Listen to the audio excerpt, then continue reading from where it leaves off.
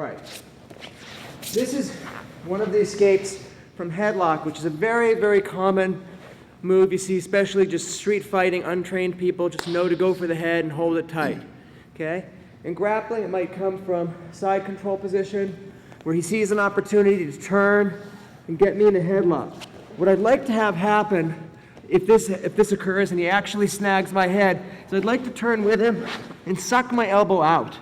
Okay? I don't want my arm to get caught in here, so then he can keep me on my back, and I feel it on my ribs.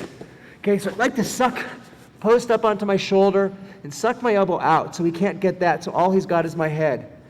Then I'm creating a friction grip. I don't have to grab his skin or grab anything in particular, just a nice friction grip on him right here. This way, if he lets go and decides to go back towards side control, I can just pull myself out and move towards his back. So he's pretty much committed at that point, and that's actually one of the problems with this attack for him, is it's a very committed attack. Once you've got the headlock, you're kind of stuck there and you run the risk of someone sort of getting their head out and getting to your back. So he has to be very committed to this attack. Okay, so once again, he's turning, gets the head. I suck my elbow out so my elbow is free.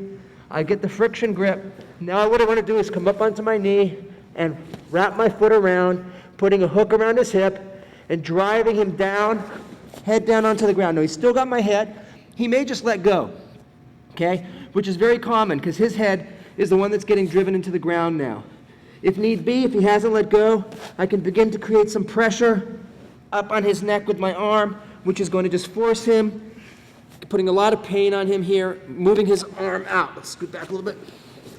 Okay, in any case, he's got my head.